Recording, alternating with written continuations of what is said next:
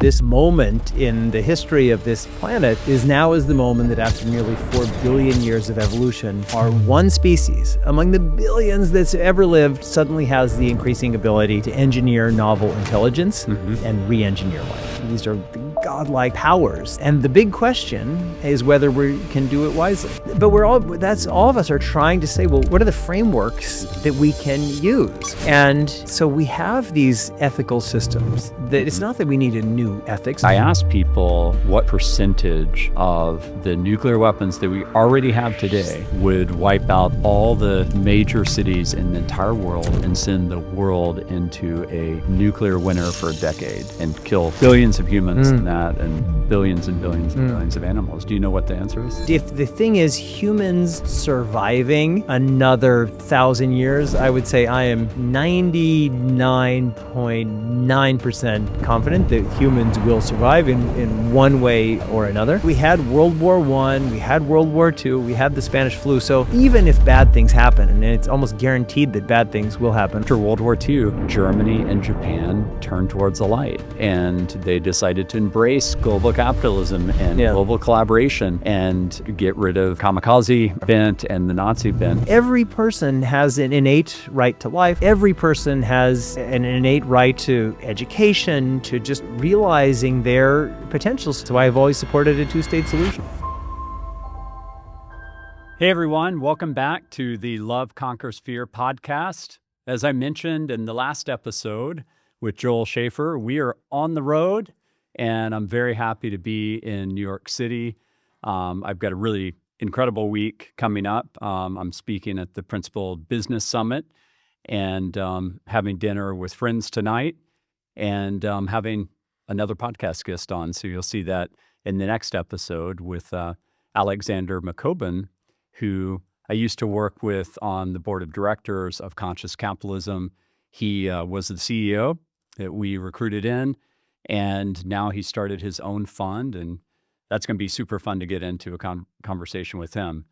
But today, I am really happy to be with a very good friend who is also a Henry Crown Fellow. So everybody, welcome back to Love Conquers Fear. I'm here with Jamie Metzl. Jamie is someone who does quite a bit of TV. He's written a number of great books, including recently he wrote one called Super Convergence, and real honor to be with him today. I've really been enjoying his book. So thanks, Jamie. Happy to be here with you, Brett. Yeah. So the book you wrote is really fantastic, and I'm curious how you view this moment for humanity. Like I've read a lot of the book, so I know what you would say in there. But what would you say to the audience in terms of this incredible moment with biology and technology really accelerating exponentially? Yeah. So thanks, Brett. Really thrilled to be here. Like you, I'm an optimist. And being an optimist at this moment of technological transformation doesn't mean that I or we are Pollyannish. Doesn't mean that we don't say, hey, there could be some very serious threats. Every technology has upsides and downsides. But the big picture story, and then I'll zero in, the big picture story of this moment in the history of this planet is the moment that after nearly 4 billion years of evolution, our one species among the billions that's ever lived suddenly has the increasing ability to engineer novel intelligence and re-engineer life. These are the godlike powers, superpowers that we've imagined for all these millennia. It's what our gods can do, is to create things from almost nothing, to recast life. And the big question is whether we can do it wisely. And if we do it wisely, we can open up incredible new sets of possibilities, really across the board in so many areas, whether it's human health and healthcare, whether it's building a more sustainable planet, whether it's doing agriculture in a smarter, more productive way, all sorts of things. And that's really, really exciting. And if we get it wrong, we can really screw a lot of things up, as Superman's uncle says, with great power Yeah. comes great responsibility. You know, I winced a bit when I saw that in your book because I'm writing my book right Yeah. now called Love Conquers Fear with the Yeah. subtitle Humanity, AI, and the Age of Abundance for All. Yeah. And I literally wrote that in the book. I said, whether it's, you know, Uncle Ben from Yeah. Spider-Man Yep. or it's Voltaire. you Yep. know, Yeah. So that's- you that's don't what it need comes to wince because I No, wasn't but the I first thought one he's to gonna think I wasn't the first one who said it, and you won't be the last. Right. I promise I wrote it before I read your book. As humans, Yeah. you know, you get born, English-speaking humans, you kind of get born with the Oxford English Dictionary as Yes. mostly your range of verbal possibility. Right, You have right. a set of metaphors. But all of us are trying to say, well, what are the frameworks that we can use? And so we have these ethical systems that it's not that we need a new ethics. As a matter of fact, the civilizations that have said, oh, we need a new ethics to address this moment in history, whether it's the French Revolution or the Cambodian Revolution or the Italian futurists 100 years ago, it always ends up terribly. It always ends up Right. with dead bodies when you do that. What we need to do now is to say that this is this moment of unbelievable promise. And what are the values, including very, very traditional hard-won values, that we can use to guide our thinking, to guide our actions? And it's not, there are some people, I know you live in Austin, there are some of these kind of techno-utopianists who say, oh, the government does nothing. Let's get government out of this. Let's just free the technologists and free the corporations to just move as quickly as they can. That's not the right answer. Right. I'm actually not one of I those. know. I know that if it wasn't for the government, we wouldn't have the internet. And it started out as We a wouldn't have anything. Right. I've lived in Cambodia just after the Civil War. I spent a lot of time in Afghanistan. It's like people take so much for granted. I mean, the fact that we just have functioning kind of everything here in the United States, we have a functioning economy. It's not that people in Silicon Valley or Austin or New York or Boston are inherently smarter than the people living in Afghanistan or the Central African Republic. It's just that we are largely born into a set of possibilities that allow us to realize our potentials. That ecosystem, we didn't create it. It's not like that's the natural way of being on planet Earth. Generations of people have invested, certainly here in the United States, in building that for us. And that's why every generation, I'm so against these libertarians who say, like, I'm just kind of on my own. I'll pay for a little bit of this and I'll pay for a little bit of that. We are all in the business and must be in the business of ecosystem building. We want to build the healthiest, most robust ecosystem for everybody. And obviously, that requires tons of technological innovation. But it also requires having an environment where even poor people can realize their best potential, because everybody has something to give. And that's why I'm really excited about this moment of science and technology and history, but to make it work, and not just to make it work for everyone. I mean, not just to make it work for a few people, but to make it work for everyone.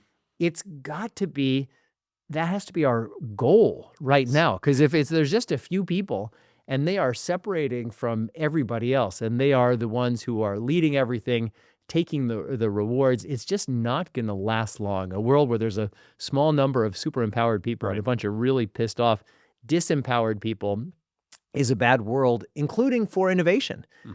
Because the story of now, it's not technology, it's unleashed human imagination. That's the story of what's happening. And so the more educated, empowered, engaged people we have, the more innovation that we're going to have, the more discoveries, the more creativity, the more art. So long way of saying I'm very optimistic, but this future that we can imagine isn't going to build itself. Yeah. Well, again, the subtitle of my book is Abundance for All. And by all, I mean even countries like Chad. Yeah. As I talk about in the book, that I was on a drive with a Uber driver who picked me up at 4:30 in the morning one day. That was on the way to MIT to give a speech on the hard problem of consciousness and accelerating age of AI, quantum computing, robotics. And he and I just started having this amazing connection, and I didn't know anything about Chad. And so I started to look it up. You know, I started to do a lot of analysis on ChatGPT. $660 of GDP per person.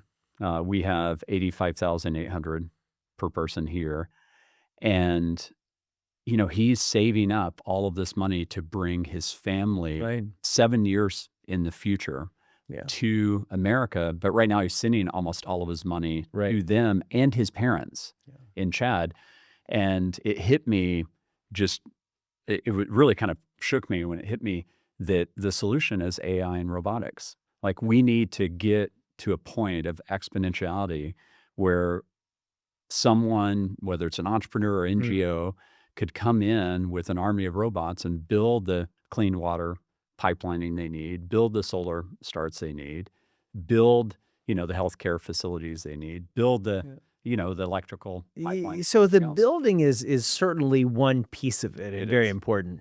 But it's not that the people in Chad don't know how to build a lot of things. As a matter of fact, people in poor countries like Chad are actually much more skilled than we are. I mean, I always think it's kind of ironic when, you know, people from New York City, you know, go to some developing country for habitat humanity. Like, we're going to build a home for these people who are 10,000 times better at building homes than they have to than we are. And I've, you know, certainly I was 3 terms on the board of HIAS, which is the Jewish Refugee Agency, and so we actually did a lot of work with refugees in Chad. And it's not just the building of those things. It's not just, and that's one of the reasons why so much aid has been lost, even though I'm a strong supporter of foreign aid.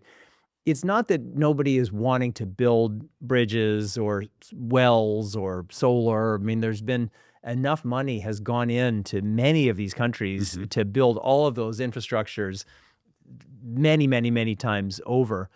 But the issue is governance. The core issue that when you have a society that is organized in a way that can empower people to realize their best potential, really the sky is the limit. When you look at countries like Singapore or Israel or Estonia, or there are lots of these places where what they have is human potential, and they've organized themselves in ways that potential can be unleashed, then everything is possible. But like I was saying before, when I was living in Cambodia or Afghanistan or whatever, if you don't have the governance, if you don't have basic security, it's really hard to have those things. And if people are living in lives of total insecurity, and there's a lot of corruption and competition between different groups, you end up making it so you couldn't just send a bunch of robots and say, build a bridge, and life would necessarily get any better. And so that's why I keep coming back to this issue of ecosystems, is that how do we build these ecosystems? And I absolutely agree with your premise that technology can help us a lot. And you look at something like the Khan Academy, whereas before, if you were in Chad, to get the kind of education that you would need to just enter into the world economy in a meaningful way, it's really hard. It's so many steps beyond where you are. And for no fault of your own, it's really difficult. If you're in a little village, how do you get to that next step? How do you get that level of education? But now that we have near universal translation in lots of different languages, and there's some very small languages that don't have that, and you can really learn a lot and do more. So I think technology is a piece of it. But this is a vaster ecosystem. I think that's really well said. I mean, one of the countries that blew me away that we visited, I think for the first time about 4 years ago, is Costa Rica. And Costa Rica, a lot of people don't realize this, but 99% of their energy is totally renewable. That's kind of amazing. And so I was asking, like, well, how can this be? I started to look up their GDP per person. It's much higher than most of the countries in that region. And what they did was they had I can't remember his name, but they had a leader early on in their development. It was undeveloped land. And so they seeded the land with entrepreneurs who would come there and grow coffee. And then they had this brilliant leader who said, let's not invest in a military. Let's use all the money that we would have to invest in education. And that led them to be a very educated population, go all around the world and look at energy models to learn from them and bring it back, because they could start fresh, right? They could use the modern technologies. And that's an incredible stat. Yeah, like, for sure. I mean, is there even another country that's 99% from renewables? I mean, That I don't know. that's pretty high. Yeah. I 99%. mean, maybe Iceland, who just has all the geothermal, but your story is about governance. Right. It is. This is about governance. I'm This making is your point. Yeah. No, so it's like Lee Kuan Yew in Singapore. It's like, well, we don't have much, but we have people and we have culture and we have something to build on. And so I think that Costa Rica is a really great example. And they were fortunate that they were in a part of the world, and in part because of their relationship with the United States, they didn't have to have a military. If your country is getting invaded over and over, you have to have a military. And so, but absolutely, I mean, I think that it is possible to say, well, what enables a society to grow? And there are a lot of inputs. And now we're at a time where we can really think systemically, and there are new opportunities that didn't exist in the past to think about how we can build those kinds of futures. If you and I could go into a time machine and kind of go 100 years into the future, which to me is unimaginable, because this is an exponential curve of such a slope. What do you think? What do you think the world would look like when it comes to biotech and just what are some of the things that you would want to see? Right. So and this is assuming that we made it. We didn't destroy ourselves. We allowed love to conquer fear. Now we're 100 years from now. Love, maybe it won't totally conquer fear, and fear and anxiety and all these things are just part of the human condition. But we don't want to be driven. Like, our sole purpose in life can't be fear and anxiety and all of those things. But let's just say that we figure out how to a way to kind of live in relative peace, that we don't nuke each other, that we don't wipe each other out, but we find a way, with fits and starts, to let our technology grow. I'm incredibly bullish about what's possible, both with, as I mentioned before, human-engineered intelligence, AI. I mean, probably will have a different name by then. I don't even like the name artificial intelligence now, because I don't even think that's what we're building. And because it will be able to iterate, because it will be able to write its own code, ask its own questions in collaboration with us. I don't believe in the concept of artificial general intelligence, meaning AI systems, or whatever you want to call them, that can do everything that humans can. I mean, we have almost 4 billion years of embodied evolution that is contained in us. We have all this magic in us that the people who are talking about AGI are just thinking of us as these like narrow processing machines. That's not what we are. And thinking of us as just machines, period. Yes, is ridiculous. Because if you assume we're just machines in every sense of that word, then everything will be replicatable. Yeah, and the thing is, it may be like, I don't think there's some kind of voodoo magic in humans. It's just there's 4 billion years of evolutionary complexity, and the starting point, like we don't understand the starting point. If you had just a single cell and you said, let's try to understand this single cell, let alone a whole organism, we are so far away from understanding the functioning of a single cell, one cell. So we're just such a long way. So are humans ultimately understandable in some kind of biological way? I mean, probably never completely. Will we understand an increasingly larger percentage of certain parts of humans? The answer is yes. So coming back to your question, 100 years from now. So let me put this, I mentioned this in the book. In the 1880s, Carl Benz was in his workshop in Germany, and he was coming up with the model for a car. And the thing that he had in his workshop was a horse carriage. Because it's like, well, what is a car? As we called it, a horseless carriage. And we think, well, how are we going to do wheels? So let me go look at the horse carriage. How are we going to do axles? Let me go look at the horse carriage. And it was a bad approximation of a car because the thing that you were creating wasn't just a horseless carriage, which is why we don't call it that anymore. A car really is and became its own thing. But now imagine that Carl Benz had a modern Porsche parked in his workshop in the 1880s. And every time he said, how are we going to solve that problem? Well, let me go look at the Porsche. And you kind of look around and say, oh, yeah, that's a good idea. So that's where we are with the living world. Like, we don't need to invent this genetic language of life.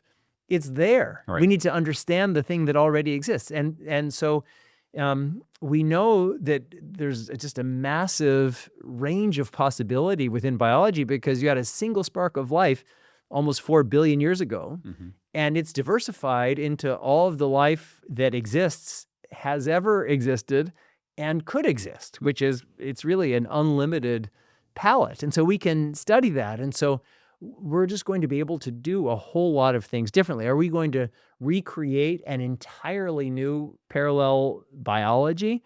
I think that's going to be actually really hard for us, even in 100 years. Are we going to increasingly understand a larger percentage of just biological systems? Yes. With that knowledge, which humans could not have alone, meaning unaided by machines, will we be able to manipulate living systems far, far more? And the answer to that is absolutely yes. And then the question is just for us, where is it going to show up at the app level?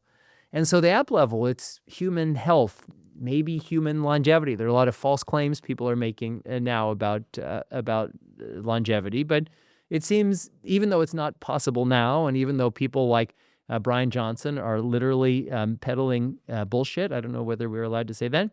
You can say even though whatever you want. Even though I like Yeah. Brian personally, I knew Brian before he went on the health binge. Yeah. I knew him Actually, after so did I. his company. So did I. And so this whole thing, He does seem a lot happier now. I'll say that.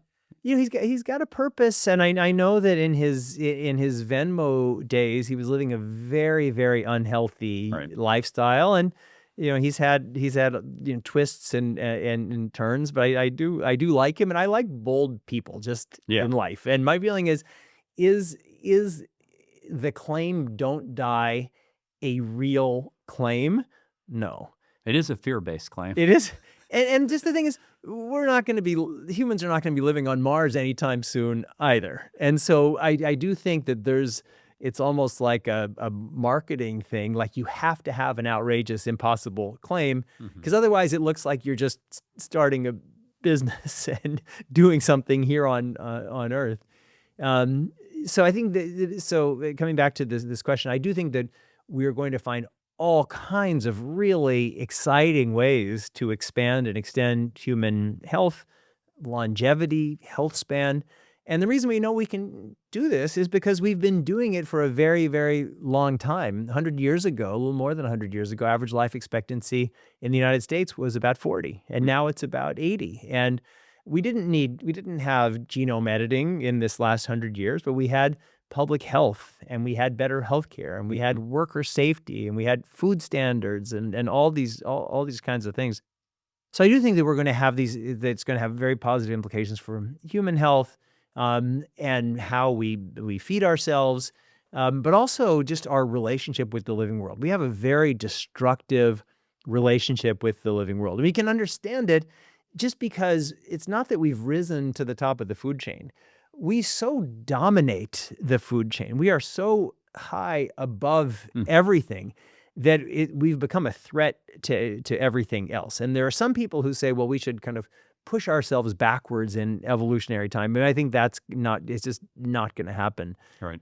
But we do need to figure out what's a better way to live in greater harmony. And so certainly over the last million years, since our ancestors learned to control fire, we've lived in less and less harmony with our surroundings. If by harmony, we mean the balance that exists in every ecosystem, a healthy ecosystem where humans are not involved, where maybe you'll have sharks and other kinds of fish and other kinds of marine life, but it's not that the sharks have unlimited ability to kill everything else if they want to, and there's not really a break other than at the last possible minute when the shark realized, oh, I guess I've eaten all the all the fish. There's nothing left, and now I'm screwed.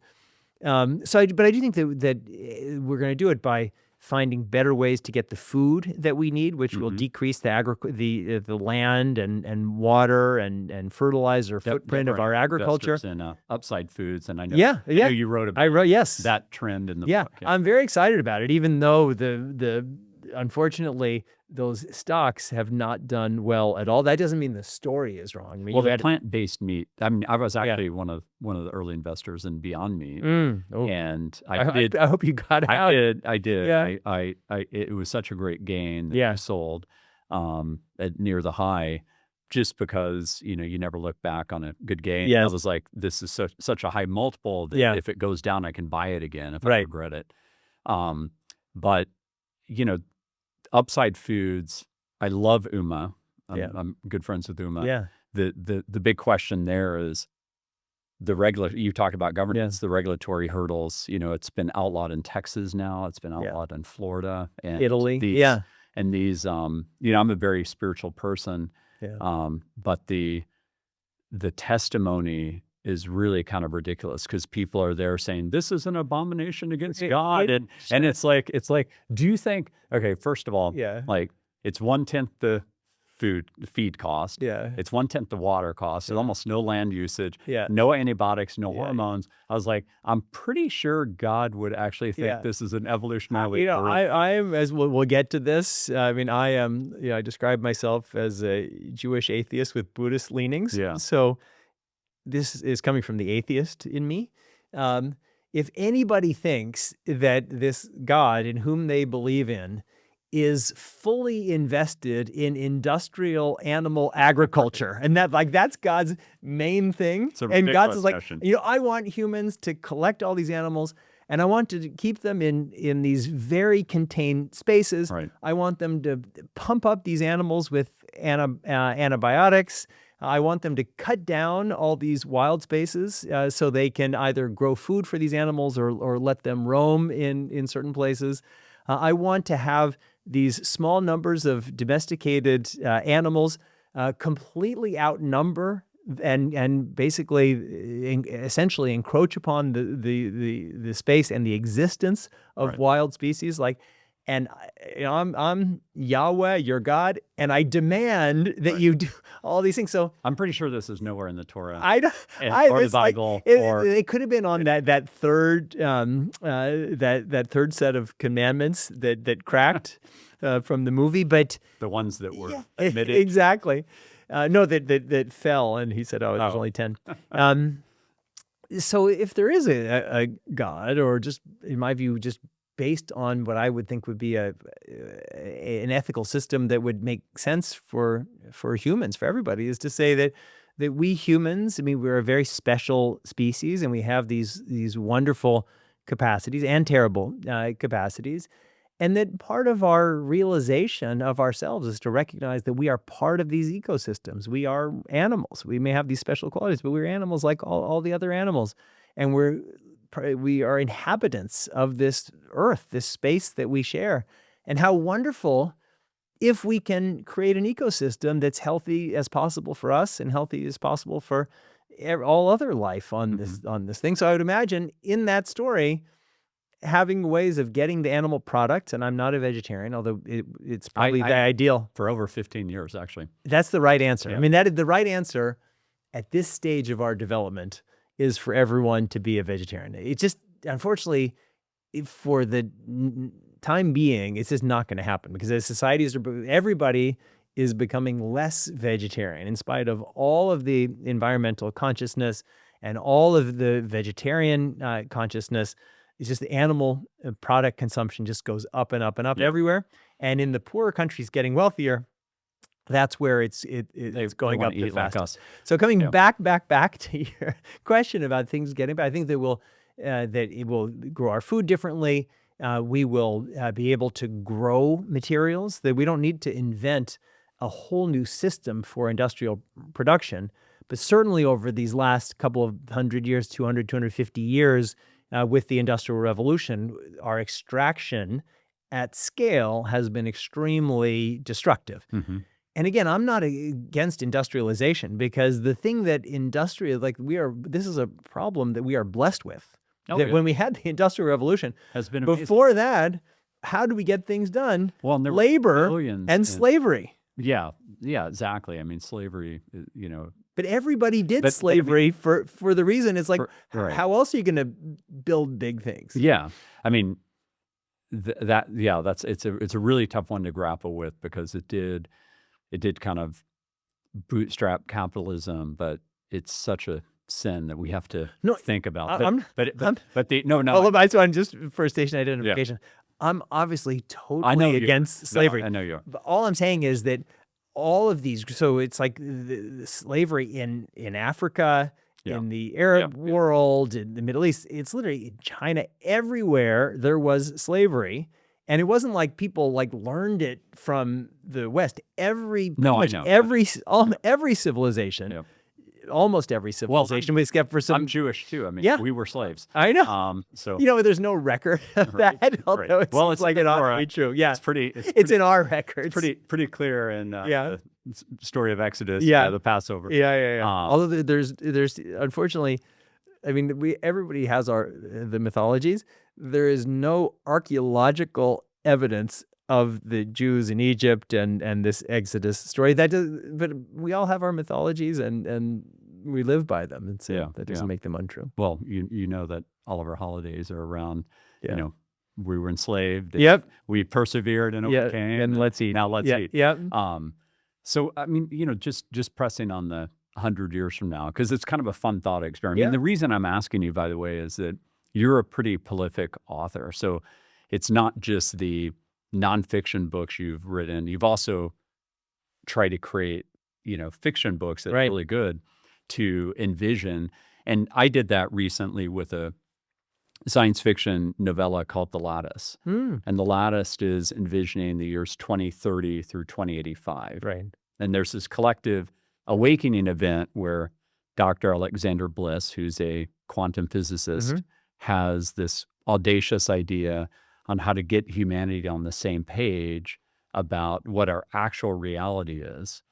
And he hooks up the Dalai Lama, all these spiritual masters, psychonauts, deep meditators, et cetera, and uploads all the data to a quantum computer via brain-computer interfaces, monitoring them when they're in that state. Right.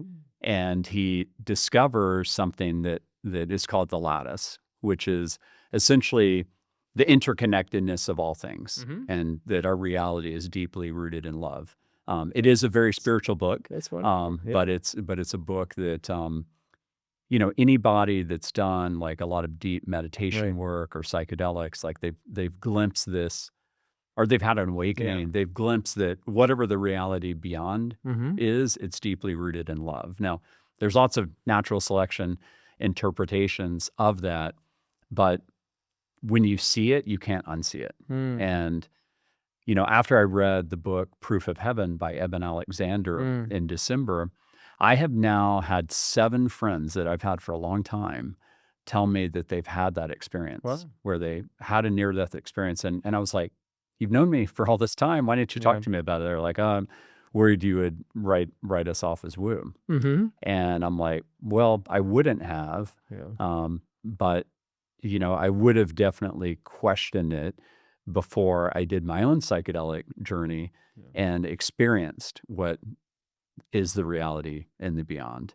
And once you have that experience, you can't unsee it. But it's interesting because now they talk to me about it, and I would have to kind of write them off as just making that up.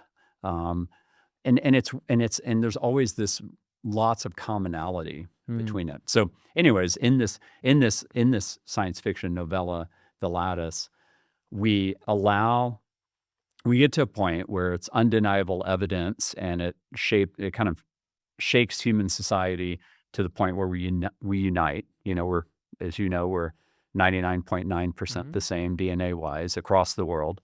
And we then have an exponential acceleration with technology that's only bound by the laws of physics, of which we don't actually understand today. Like we don't Right. understand. We've never bridged quantum physics and classical Mm-hmm. physics, even to this day. And so it's really fun because, we conquer faster and light speed travel. We find out what the rest of the universe is made of, and all of these amazing things happen. But even by the year 2085 in the novella, we still don't truly understand the nature of God. We're just always grasping at it because it's so infinitely beyond our comprehension. And, the non-spiritual way to look at that is that from what we know, we live in a universe that is infinite. If it has a border, it'd be very interesting to know, where the border is and why there's a border at all. Yeah. But we continue to find that the universe just expands and expands. We thought it was going to collapse back. There's no evidence of that. James Webb Telescope is actually showing us it's probably older than 13.8 billion years now. And so it's a really fun kind of experiment because asking you 100 years from now, I'm actually being unfair because I'm asking you even beyond the science fiction novella. Yeah. But it gets pretty wild pretty quickly. Yeah, no, for sure. Novella. And you mentioned the term that I also write about, exponential change. Yes. And that's, we're living through this now, that for our ancestors, your plow was kind of like your parents' plow, kind of like your grandparents' plow, and your great-grandparents' plow, and your life was pretty much exactly the same. But when you chart out this rate of technological change, and even societal change resulting from technological change, it's just accelerating. And so 100 now to 100 years from now is very, very different amount of change of now and 100 years ago. And now and 100 years ago, that's a massive amount of change. So if the next 100 years, it's 100 that amount of change, or 1,000 or 10,000. So we're going to be living these very, very different lives. And yet, by and large, we're going to still be us. By and large, if we're still around, if we haven't killed each other, I think it's going to be very hard to kill us all. So somebody is going to be around, and they're going to be us.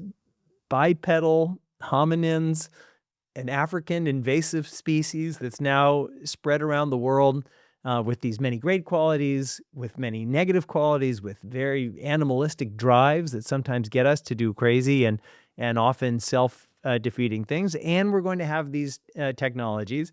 And these technologies will give us opportunities to do really wonderful things and come together, and to do really terrible things and slaughter each other. And you just have to look at what's happening in Ukraine with the drone wars.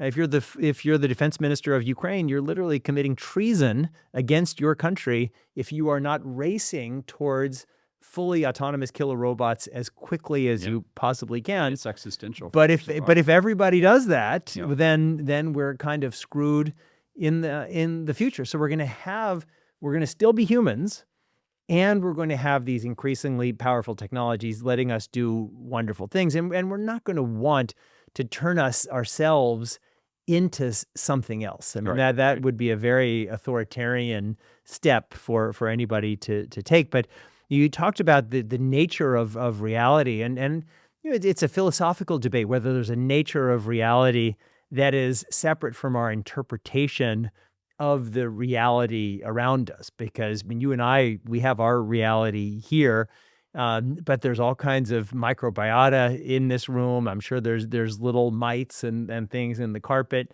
And they're just experiencing reality from their from their perspective. And so I mentioned that I'm an atheist, and you mentioned God. You mentioned this afterlife experiences. And my thing is, I'm not here to judge anybody else's thing, but when I hear Steven Pinker talking about brain chemistry and the feeling of afterlife, the feeling of heaven as a result of interacting brain chemistry, and maybe time changes as we approach either the end of our life or what feels like the end of our life. Time changes for us. And so I don't have an answer to whether there's some kind of objective truth that we are reaching towards, or we have all of our own different experiences. I don't have an answer about whether our universe is 14 billion years old, or whether it's an accordion that kind of gets bigger and smaller, or this is just one universe and there's a multiverse of I don't know any of those things. But part of being human is this process of striving. Part of Right. being human is taking the tools that are around us and putting them together and saying, well, what can we do? What can we be? And the reason why I'm such an optimist is with all the crap that we have done and all the people that we have murdered and all the things that we have destroyed, we humans have done some really amazing things. We've built these amazing civilizations that obviously have downsides. We've built these beautiful institutions and religions and philosophies. We certainly have wiped out a bunch of species, but now we're working to try to not wipe out species or even de-extinct other And actually species. bring them back. I mean, Yeah. you mentioned George Church Correct. in your Yes. book. And Yeah, I know George. I, Yeah. one of my friends is his co-founder, Ben Lamb. Oh, Ben's a Or great guy. Colossal. Ben has done an incredible job. Yeah. I mean, that's That's an Austin company. oh, is that yeah? Yep. Well, Beth Shapiro is their chief scientist, who I love, and George, of course, I love, and George and I have spoken together, like meaning we were both speakers at events over the years, and what I say is. What I do, at least in my science fiction part of my life, is I read scientific papers like the one George writes and think, I wonder what that means. What might that mean 50 years from now? And then that's the basis for my stories. And then George, he says, you know, what I do is I read science fiction like the stuff Jamie writes. And I think, oh, that's interesting. Right. How can Right. we do that? And so George, what I love about George is that he's so creative and he's just so open-minded about everything. And one of the reasons why I'm invited so often to speak to scientists and speak to technologists and physicians about the future of all of this stuff is that we live in a world where so many people are pushed towards super specialization. And it's great. I mean, it's great to have super specialists. And if you're getting whatever cancer treatments, you want someone who's really focused on what's it going to take to treat your cancer. But now we live in this world of whether it's my word, super convergence, or consilience, E.O. Wilson's word, but basically where all of these different fields are interacting with each other and coming together. And so to really think about change in any field, you really need to know at least something about the world outside of your field. And that it creates a lot of opportunity. And we're getting to the point where there's just so much knowledge, so many pieces that humans, like no human could do a DNA analysis on their own. Like it's just beyond our brain capacity. But we can know enough to interact with the machine, to instruct the machine, to figure out what's relevant, to get information back. So all this it's all very exciting. Yeah, yeah. So I want to shift and talk about the thesis for this book and the podcast overall. And I just want to ask you, are you pretty positive we're going to make it to this age of abundance for all? Like, how would you weigh your probability? Yeah. I know that you're an optimist like me, but Yeah, I am optimistic, and there's this whole P-doom industry, Yes. which I find, like, on one hand, it's healthy because we're building these superpowers, and we should be having a conversation about the likelihood of things going wrong. So it's healthy. On the other hand, I just think that this pervasive negativism has almost become a defining element of Western culture with these technologies. And there are lots of other parts of the world, certainly in Asia and even in Africa, where people are saying, hey, this is pretty cool. Like we've seen in our lives how technology can lift hundreds of millions, billions of people out of abject poverty. Right. And maybe we're in places we're getting pretty crappy educations, and we're seeing how we can get great educations in our own languages, personalized for us. But here, there's such a pervasive sense of doom. So in some ways healthy, and in some ways I think it's overblown. But it will be our future. If we humans don't say, hey, something really important is happening here, it's got a huge upside and it's got a real potential downside. And every technology that we've ever had, we've had great stuff come from it and bad stuff come from it. Agriculture led to standing armies. If you don't have agriculture, you don't have Hiroshima or Nagasaki or the Holocaust or all those kind of things. He's like, well, domestication of horses, how bad could that be? It helped plow fields and get people around, but it turns out that domestication of horses with cavalries, and then you add stirrups and you add archery, and now you kind of have these huge wars and all kinds of killings. And I love the Mongols now, but they were tough guys in the 13th century. So this story will have upsides and downsides, but it really has the potential to be an incredible upside story if we invest in doing all of those things now. So we have a debate here in the United States. Some people are saying that the Biden administration was too cautious on AI, to be specific. And then we had J.D. Vance went to Paris and said, basically, America's out of the safe AI business. We're in the AI race business, and we want to win. And I want America to win. I mean, I'm a very patriotic American. I think a world where America wins, quote unquote, the AI race is a better world than the world where China wins, quote unquote, the AI race. But just like driving, if all you do is have your foot totally on the gas, you're going to crash the car. And so let's go as fast as we can while doing it safely. And how do we know what those things are? We have to have an engaged process. Governance it's bigger than government regulation.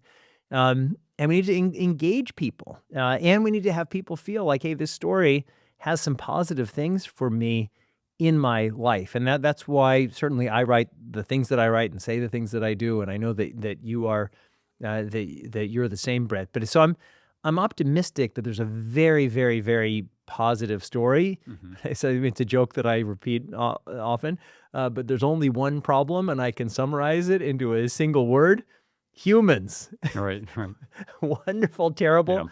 Yeah. And just, it's the same point I was making before within societies, that there are societies that empower people to realize their best selves. And you go to Norway or Estonia or United Arab Emirates. I mean, these are countries, Singapore, Israel, that are really thinking about what are the things that our greatest resource is people. What are the things that we can do so that the people realizing their dreams empowers society as a whole? We in the United States, we have what I call, I mean, it's wrong, but throwaway people. We think we can just have a bunch of people who get like a terrible education and don't really have access to the means that certainly people like you or I have. And that's okay. It shouldn't be okay, because crappy educations isn't just a tax on the people getting crappy educations. It's a tax on the rest of us who are not beneficiaries of all the wonderful things those people could have done if they had been empowered to realize their best potential. So I do think there's a positive future. I'm very optimistic, but it's the same theme I've said before. It won't happen on its own. The hard work is now. Right. Yeah, I mean, I agree that the biggest problem is us. I mean, and this comes from a place of loving humanity. I love them. So all of my best friends are humans, and when I meet people who say, "Oh, my best friend is my dog Spot," I just, in my head, I don't say it. It's like, well, there's something effing wrong with you. If your best friend is your dog Spot, who are your other friends who are your worst friends than your dog Spot? Yeah. Maybe the dog Spot is a reincarnated human. You never know. Yeah, it could be. Well, all right, I take it back. Sorry about it. Just joking. Sorry, Spot. So, thinking about the risk. I mean, well, first of all, why do you think that it is in the American psyche? Because I have an opinion on it. I think that the science fiction dystopia, like The Matrix and The Terminator, is kind of grafted into our society. Black Mirror is another example, the science fiction series on Netflix. But it also can be a positive thing, because you don't want just all kind of go hard optimist. You want some people to bring the cautionary, like, hey, let's go together. Let's try to take people along. But I will say that when the moratorium ban came out in March of 2023, which The was just proposal for an AI, Right. a 6-month AI right, moratorium. which was Yeah. right, the proposal, Yeah. which was 4 months after the launch of ChatGPT. Yep. That was when the GPT-4 model came out in Right. March. I think it was Yep. March 23rd. Yep. I thought that was ridiculous. Me too. Because Me too. I was like, I mean, if your tribe discovered fire, it would be like you saying, "Sorry, Brett, your tribe." Moratorium on fire. Right, Moratorium on fire. Let's Right. see how this goes. It was preposterous. I was totally against it then. I'm totally against it now. And looking back, that, again, forgive me, Elon effing Musk was the person who was saying, let's have a 6-month moratorium, when he himself was investing in building an AI competitor to OpenAI. It's just preposterous. And not only that, there was no suggestion of what we would do in that 6 months. No idea of even who the we was who would have the capacity to act. And so that's, and on top of that, people like Elon Musk, and in the paperback edition of Super Convergence, which comes out now, October 21st, I have 3 pages on why Elon Musk is such a fundamental threat to democracy and to the healthy development of technologies. Because while Elon Musk was calling for that moratorium, you could understand someone said, we need a moratorium. And we recognize that that whatever we're going to do can't only happen on a national level, because these are global technologies in a global society. And so we're going to double down on building capacity, not just in the United States for managing this wisely, but everywhere else in the world. And we need to have a framework for countries to come together. But this same person who was calling for the moratorium has gone to war with the United Nations.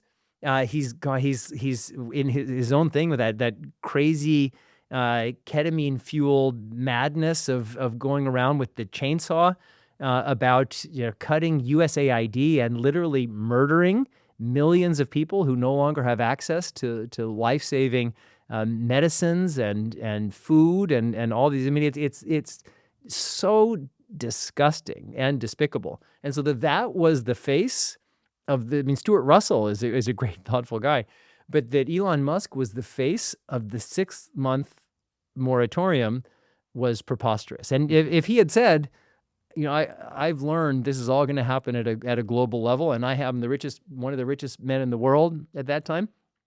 I'm investing whatever it is, $100 billion in building capacity that will help foster the safe entry of everybody into the AI age. And to his credit, he was one of the founders of OpenAI with that goal.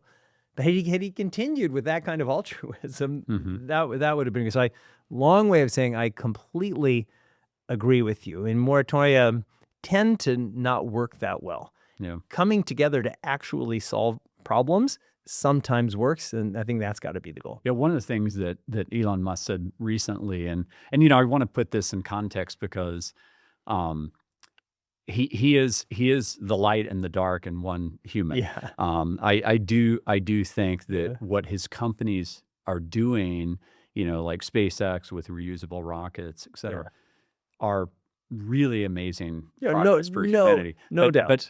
But he is the light in the dark. Yeah. I mean, one of the things that he wrote recently on X, which really was disturbing to me, as someone who really deeply loves humanity, is he wrote something to equivalent of, as I said years ago, humanity is nothing more than a biological bootloader for the future of digital superintelligence. I mean, okay, and this is right, and this is a guy saying, like, let's get to Mars, let's get multiplanetary. Really trust this guy. I mean, it's just I totally agree with you that SpaceX is doing great things and abused with some of the geopolitics. Tesla certainly helped catalyze the electric car industry. One thing, sorry to interject. Yeah. In Austin, this is kind of a stunning stat. So, one of our, actually the wealthiest Texan, I believe, is Michael Dell. And it's amazing like what Dell's done. And Dell employs 11,000 people in the Austin area. And, Elon Musk famously moved from California, moved to Austin, and he started building the Cyber Texas factory, or the Giga Texas factory, in 2020, finished it at the end of 2021. He and his whole team, I shouldn't make the mistake because he can't do it without lots of amazing people working with them. Yeah. And now they employ 23,000 people in the Austin area. They're the largest private employer. Let me say this, and I know you're Austin-based, and I want to be sensitive and thoughtful. So I think in many, many ways, this is your Prince of Lightness. Elon Musk is incredible, brilliant, genius. He has and a great showman, which is a big part of what he's done. And there are all these incredible things that he's been involved with. But as of now, if Elon Musk were to, I'll put it gently, retire. If he said, I'm joining a monastery in the Himalayas, you'll never hear from me again. And someone were to ask me, was based on his entire professional life, was Elon Musk a net positive for humanity or a net negative for humanity? I would say without a moment's hesitation, a massive net negative for humanity. The harm that this one man has done is so much greater than even the tremendous benefits that he has brought to our country and to humanity. And what would be the top of your list for that? I'm the curious. Total because I corruption. I think he went dark with I'll map it out, and actually I map it out a little bit in the paperback edition of Super Convergence. I think he went dark at the time of the purchase, at the Twitter purchase. I was so excited when he bought it. I really was. Yeah. I was at TED when right after that was announced. Yeah. And I put on, Twitter at the time that I thought this would be a great thing because it had been so stagnant. And I thought, wow, the innovation that's going to get applied here, et cetera. Yeah. And it really has turned into a place where I have very seriously thought about just deleting my account. It's totally toxic. And so, but here's how I would play that out. So first, he bought Twitter because he did the right analysis. It wasn't a financial asset. It wasn't an economic asset. He kind of like Donald Trump, like the Kardashians, he recognized that attention is power. And if you can control the mechanism for attention, then you can do all sorts of things. So he bought it. He manipulated the algorithm to highlight his own voice over all other voices. And then he started doing the crazy, and that made him, everybody was all a Twitter.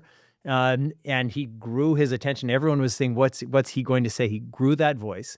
Then essentially he traded the two things. One, that attention power and his financial power to Donald Trump in exchange for, at that time, Trump giving Elon Musk basically carte blanche and control over his own regulators. And so when Trump won, and I think that Trump very, very likely might not have won. I know that's I'm not saying that very strongly because Joe Biden, my former boss, I organized a petition of former Biden staffers demanding that he step down. I mean, I remember when you did. Yeah, Joe Biden really screwed us. Yeah. He really waited way too long. Horrible. I mean, again. And that, I'll never forget that debate because for me, I was so depressed watching that debate. And by the way, I'm an independent. I've first many Republicans, Democrats, but seeing that debate, it made me so upset that I fell asleep within 10 minutes. Deborah's like, you're literally, my body was shutting down like a computer. It's so funny. There's different things because I was so upset that I couldn't sleep. I got up at 2 a.m. and I drafted this declaration that I put out on my blog, and I started organizing this petition because I was so Joe Biden. I'll make the exact same point. Joe Biden, who's my former boss, who has half a century of doing just a lot of really, really great things for this country. But I think I would say the same thing about Joe Biden as Elon Musk, what I just said.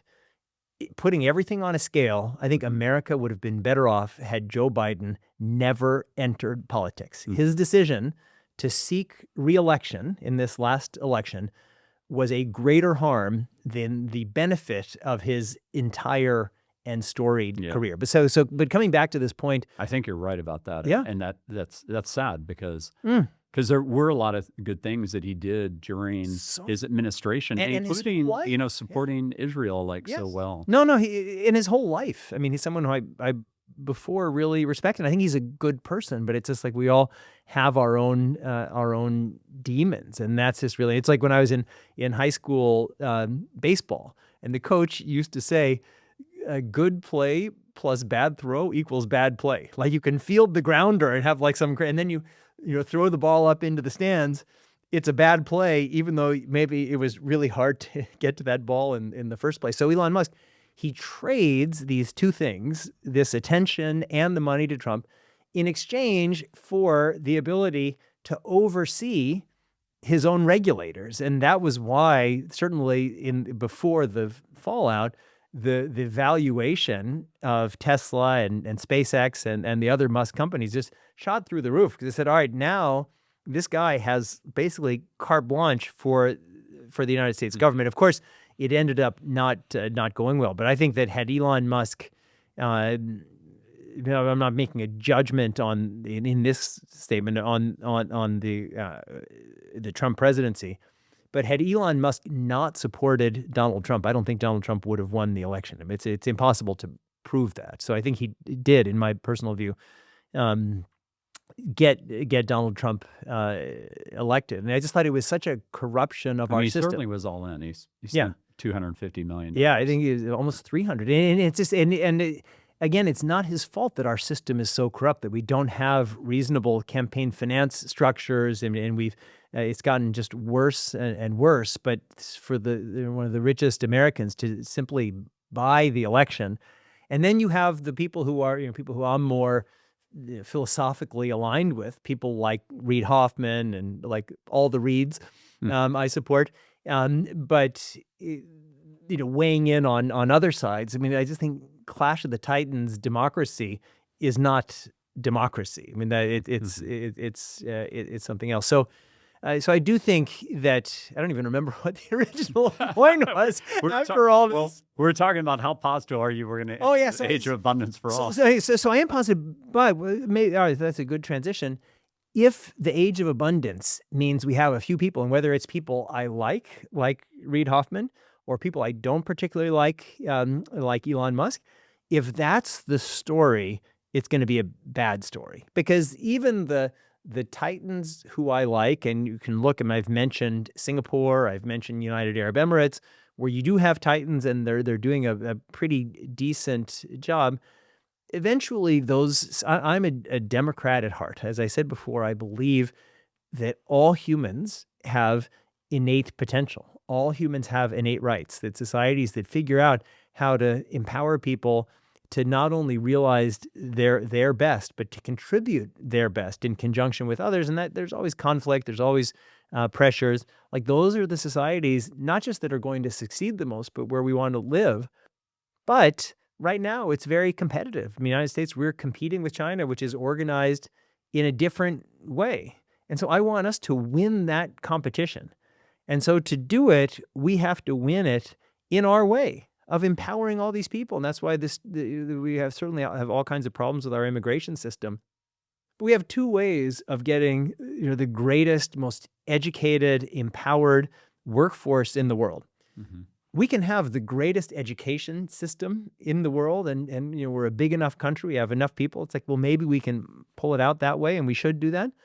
Or we can say, what we're going to do is we're going to basically harvest the smartest, most creative, most talented people from the rest of the world, and we're just going to bring them here. Jobs or no jobs. My feeling is if you get an IIT grad from India who comes here and can't find a job and is driving an Uber, and they marry some other person, an IIT grad from India, who's also driving an Uber, and they have a kid, I'm betting on that kid is going to be at Stuyvesant here in New York, and they're going to be doing creative things. I mean, my father and grandparents came here as refugees. My grandparents opened this little kosher meat market in Kansas City that was the size of this room. Mm-hmm. People just come to America and they make stuff happen. But I absolutely believe that human imagination is the story. And it's a bigger point about the technology revolutions. People think that technology revolutions are about technologies. it's kind of true. It's not ultimately true. Technologies are about human imagination. It's like these technologies don't come from the sky. It's unleashing human imagination individually and collectively. And now we have these better tools, just like agriculture was a better tool that allowed us to spend more time innovating. And so the societies that figure out how to do that best will be the most competitive societies in the future. So just to try to pin this down, I mean, I give a percent, but Yeah. I mean, it's your P-doing percent. I say that I'm 95% certain that we make it. Yeah. And But so making it means that now I'm not saying that it's not going to be messy. Yeah. And the book I'm writing, it's very clear-eyed on what the risks are. Yeah. I've got a chapter specifically called Risk. But making it means that we as a humanity make it into this age of abundance versus wipe ourselves out. Yeah. I mean, you know, you write about this, so I'm not educating you on this at all. But one of the things that has been shocking to a lot of people that I've talked to is they said, just pretend like we came to Earth right now and we were some super advanced, race of aliens. And we were trying to figure out where the risks were to humanity. Obviously, you mentioned it multiple times on here. It would be nuclear weapons. And, there are 13,000 in the world today. And I asked people what percentage of the nuclear weapons that we already have today would wipe out all the major cities in the entire world and send the world into a nuclear winter for a decade and kill billions of humans in that, and billions and billions and billions of animals. Do you know what the answer is? What I don't know. percentage? I'll just wild guess. I'll say 15%. It's 2%. Wow. We have 50 times the amount we need. Yeah.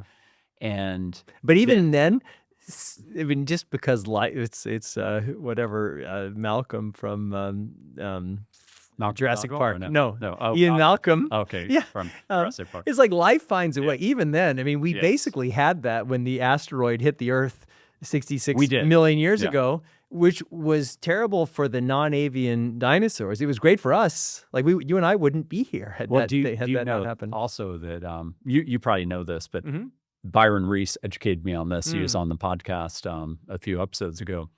But 50 to 70,000 years ago, Homo sapiens have been around 250,000. No, we go through these funnels. Years. Yeah. But around that time, and during the Ice Age, there was a super volcano event. Yeah. Which blacked out the sky. So now we're freezing and we can't even see. I write about this in Supermovers. There are these funnels. It's good for us when people. I'm sure you know tons of these people, as do I, who say, well, I want to live forever. I heard about intermittent fasting, and I'm going to do intermittent fasting. And so what is intermittent fasting? Basically, what it is exactly what you're saying, is that there were a bunch of humans, and then we went through a world of scarcity. All right. And then there were a small subset of humans who were better able to survive in that environment of extreme scarcity. And we did it by shifting essentially to screensaver mode, biological screensaver mode. That was how this small, and so that's embedded in our biology because we've gone through these repeated funnels over time.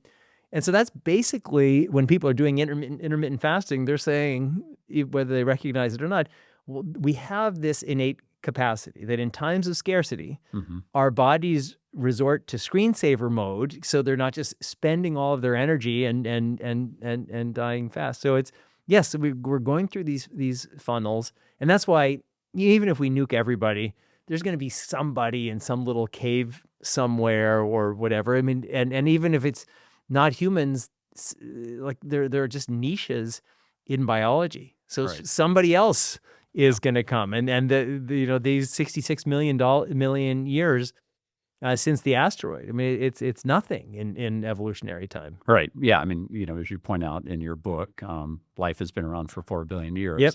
But I would argue that we're built for evolutionary speed, and that there is something beautiful about the fact that when we were suffering during that period, we pulled together, and we're down to around 800 to several thousand Homo sapiens. We don't know whether we pulled together. It could be that everyone was slaughtering everyone. There were 2,000 and 800 killed the other ones. I mean, I don't know whether we did. I like to think that we did. I mean, it's funny. I mentioned to you before. I was at Burning Man this year, which was my first time, and it was a great Yeah, I've never been. experience. And I recommend everybody like go at least once because it's like a whole alternate world. And so the whole people think it's like this is radical self-reliance. And I say, well, hold on, this isn't radical. There's 80,000 people. You walk down the street.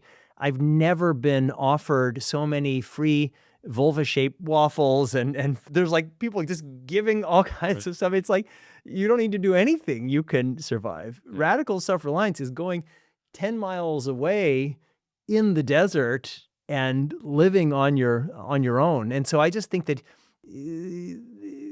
humans have survived, and we survive in all of these kinds of really difficult environments, and I think that we will, but there are just very strong pressures, and sometimes evolution happens slowly, and sometimes is what Stephen Jay Gould called punctuated equilibrium. Some things happen really fast. Like you, I'm a humanist.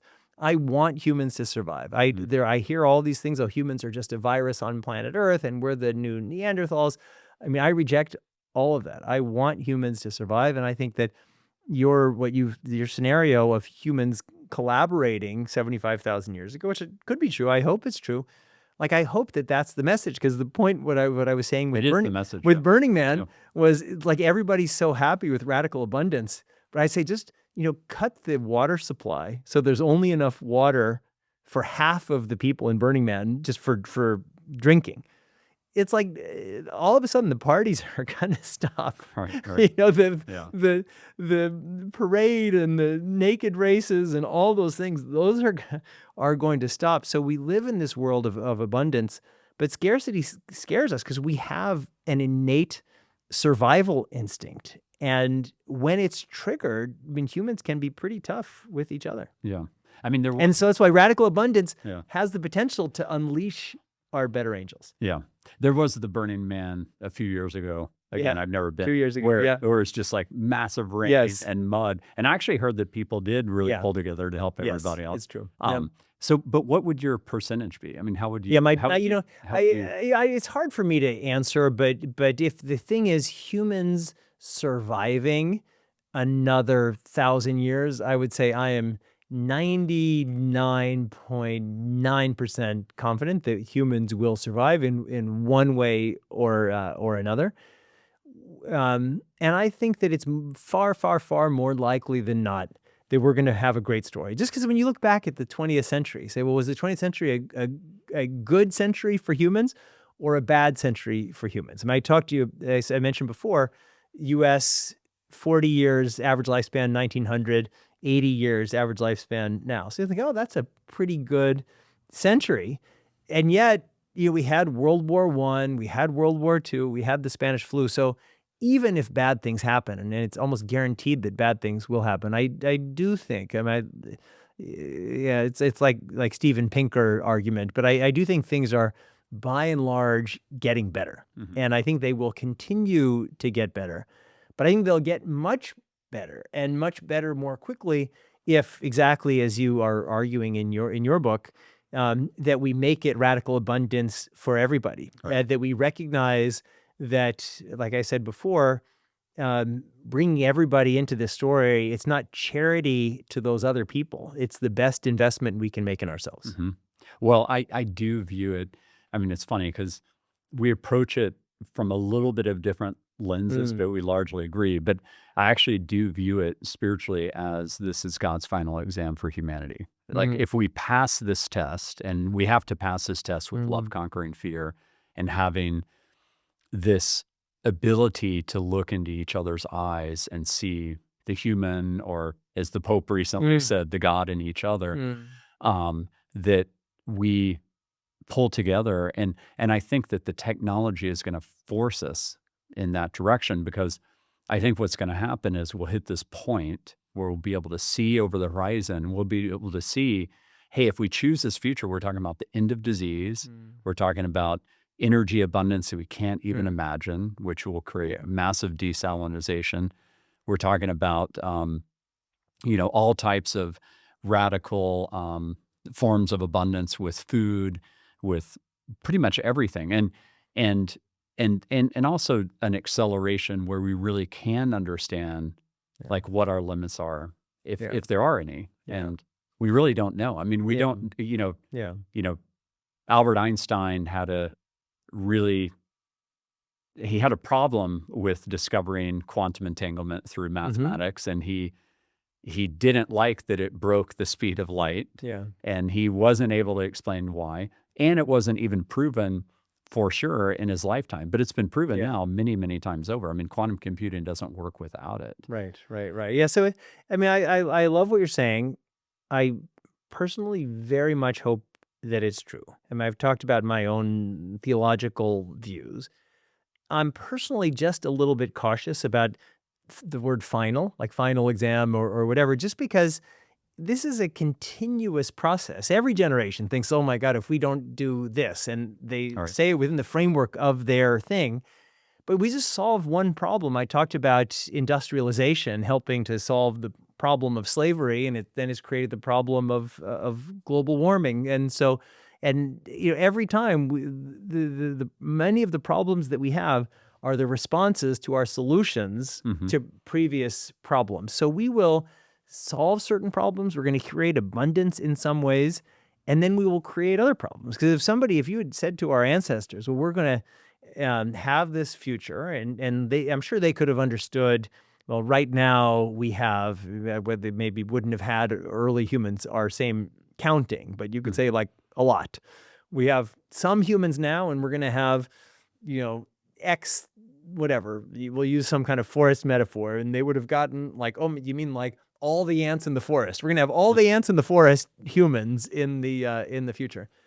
And there's going to be so much food that everyone can mostly just sit home.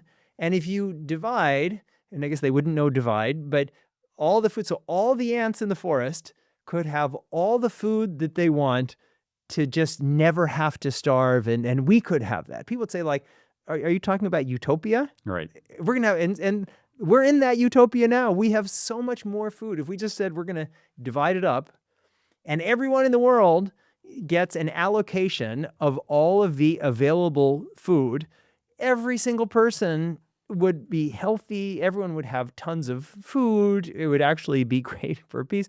So we live in that world of abundance now. We have enough energy to do all the things that we need to do. If you say, well, like, so that everybody could have the ability to have a home that protects them from the elements, so they could plug in a computer or a phone so they could get access to the greatest books and the world's biggest libraries and education. We have all those things now. And so for the same reasons that we have that availability now and we're not doing it, we will also, if we don't get the values story right, have all of those things and then some in the future, and we'll still get it wrong, and we'll change our baselines. Because right now, I mean, the average homeless person here in New York is living a lot better than the vast majority of humans that have ever lived. But it feels really shitty, just for all sorts of very legitimate reasons. So that's why I'm optimistic about technology.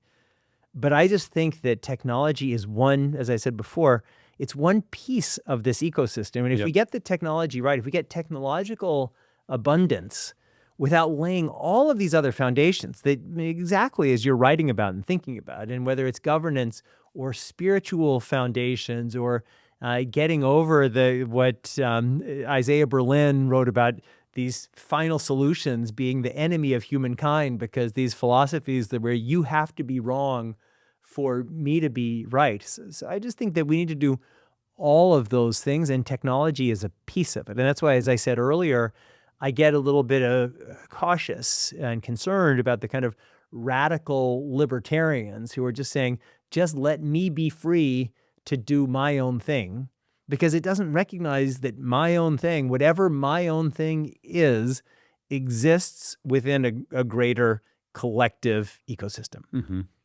I want to shift to October 7th. Yes. Because you and I have actually been partners, brothers during this time. So just to set the stage for this, we're both in the Henry Crown Fellowship. And do all your listeners know what Henry Crown Fellowship is? So yeah, Okay. we should Okay. describe that. Yeah. So it's the flagship fellowship of the Aspen Institute, and the Aspen Institute was named as such because aspen trees are all interconnected underground. And there's, I think, about 460 Henry Crown Fellows today. You mentioned a couple of them. Yeah. Reed Hoffman's Right. one. Reed Hastings is one. Yep. Neil Bushry at Workday is one. And it's really the most amazing leadership group I've ever been in. I think you would agree with that. I mean, I'm also in YPO and a couple of other things. But the Henry Crown Fellowship is the best that I'm in, for sure. And, when October 7th happened as a Jew, which was, 2023, I was really shaken to my core. I had nightmares for months because I didn't watch the GoPro videos that Hamas put out there. I did. Yeah. Yeah. I mean, not the Hamas ones. I saw there was that 57-minute film that the IDF put together, but I saw that. I couldn't bring myself. I saw that I was invited by the consulate here and by the AJC, and so I watched it very intently. And as I said before, I mean, I'm technically the child of a Holocaust survivor, and it was very, very painful. I couldn't watch it. I mean, they GoPro videos that are unspeakable horrors, and actually, I do know that the IDF for that video that they were showing, and I got invited to go in Austin. I talked with our rabbi about it, and we both didn't go but I know that they spared the videos of women getting raped, et cetera, the worst. I mean, but the GoPro didn't. I mean, Hamas broadcast. No, it was so horrible. And in addition to just the horror and the brutality of it, the thing that it made clear to me, it wasn't just that these Hamas terrorists were brutal people. I mean, I think that's obvious. It was that they had a very specific goal of forcing Israel to have no alternative but to go to war in Gaza. Right. And so you heard it was like the Hotel Mumbai, where you could hear the instructions. And they were saying in that film, cut off their head and video yourself playing soccer with people's heads. Crucify this person and film yourself crucifying this person. It was just it was so obvious that their goal was to give Israel no choice but to ferociously attack Gaza. Right. And their entire strategy was that they had been planning for 10 years or more, with all of these tunnels and all of these weapons caches and all of these doors going underground, that Israel was going to come in, and that Israel was not just going to nuke Gaza, which Israel could have done in 2 seconds, but they were going to have to fight building to building in order to get these guys, and to do it in a way that didn't kill too many civilians. Right. And so if they tried to kill civilians, that would be their Achilles heel, and these guys would get killed. And they had this image of these Israeli soldiers being dragged, and they thought they could defeat Israel in that kind of Black Hawk Down thing. And Israel, I mean, things looked really bleak. They said, well, why would we fight on their terms?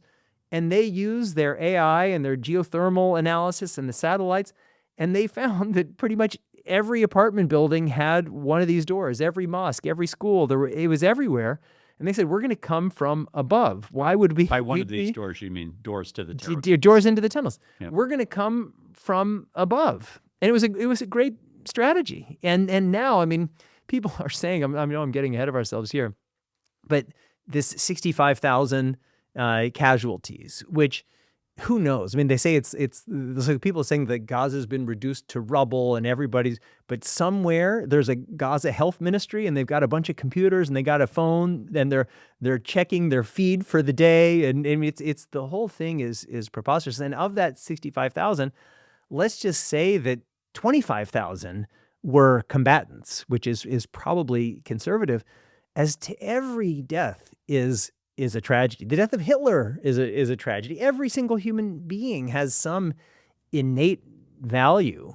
But if it was 25 out of 65, as tragic as that is, that's probably the greatest ratio, meaning ratio protecting civilians, of any large-scale urban war in history. I mean, Hiroshima, Nagasaki, Dresden, Tokyo, like nobody was sending text messages saying your building is about to be bombed, or having dud bombs dropped so that people would know to anyway. I'm getting ahead of ourselves. Yeah. Come back. But yeah, I mean, the reason I wanted to bring this up is that this is episode 18. Yeah. And Well, I am. 18 Yep. in Judaism is high, and it's a very special number. Yeah. Every time I gift to nonprofits, I gift in multiples of 18. I know, but I found when I ran for Congress 22 years ago, on one hand it's nice, but you have to round up. Like people who would have made a $250 campaign contribution make a $180 contribution, and I would say,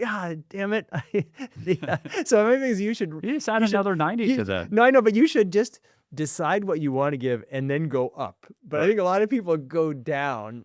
Right. All right. Well, I'm glad. I'm not one of those.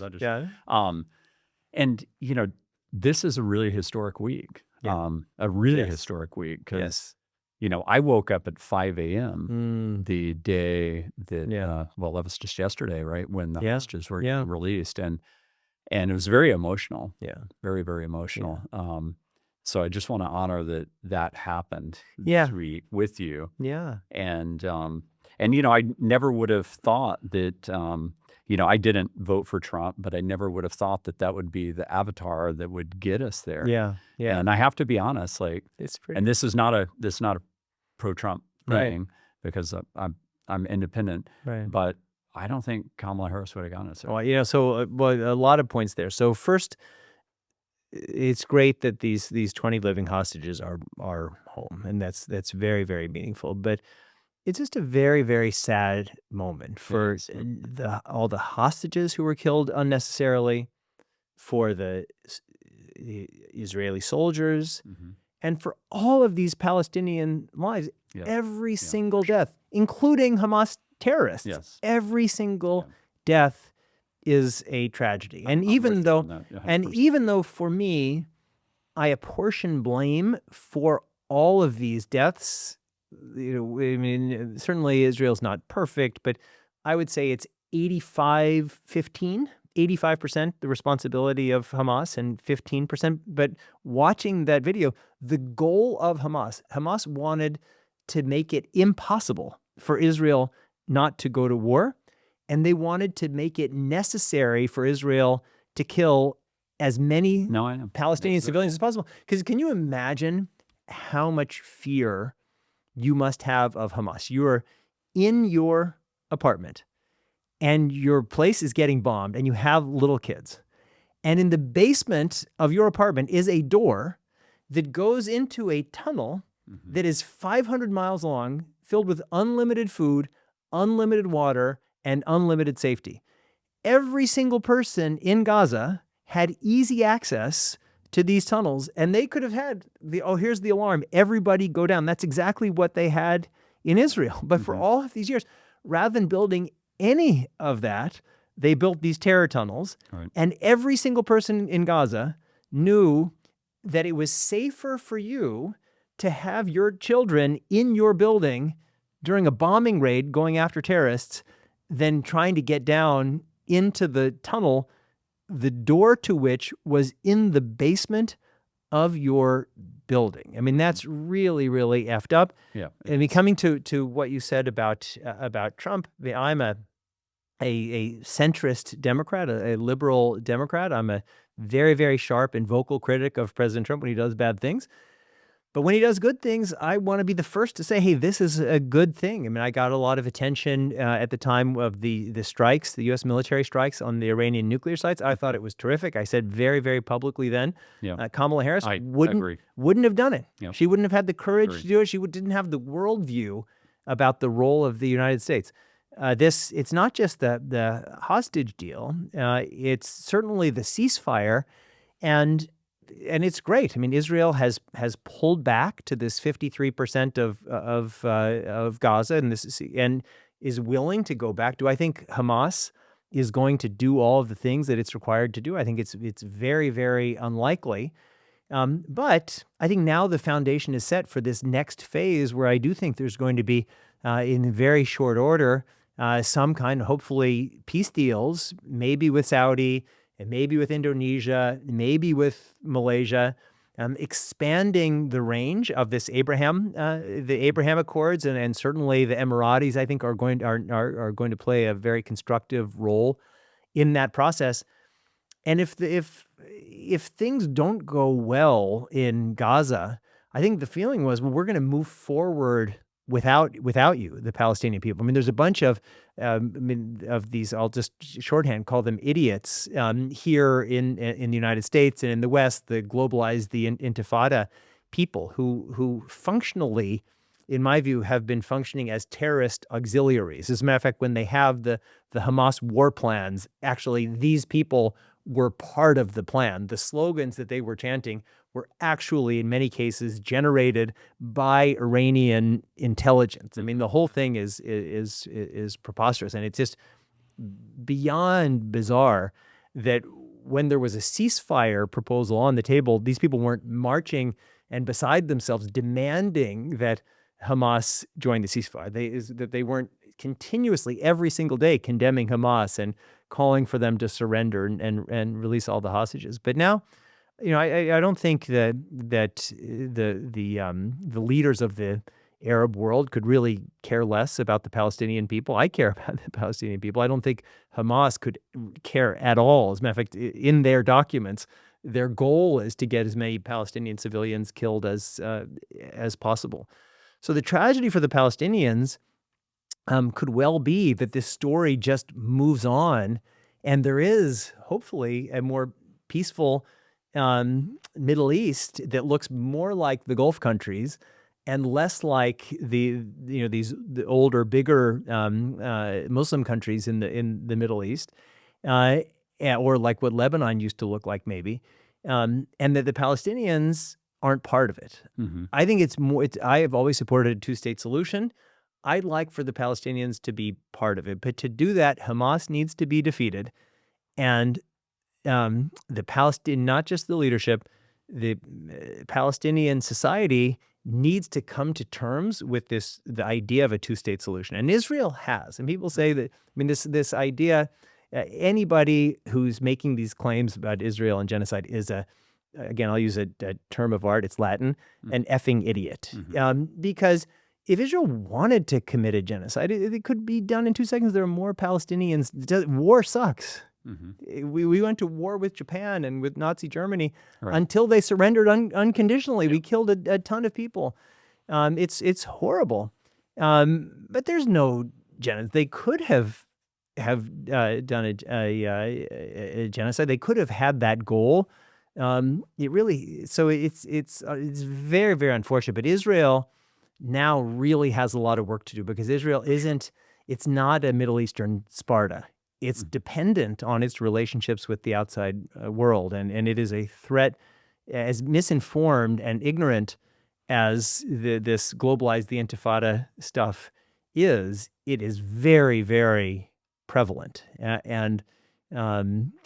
so Israel has a lot of work to do, and I hope that Israel and others can work together, because you've been to UAE, to Dubai and Abu Dhabi. I actually haven't. I've been to Israel many times. Yeah, no, but go to Yeah. go to Dubai, go to Abu Dhabi, and then you think, wow, this is what the Middle East could look like. Mhm. It's beautiful, and so much human potential is being realized. And these aren't perfect societies; they're autocratic societies.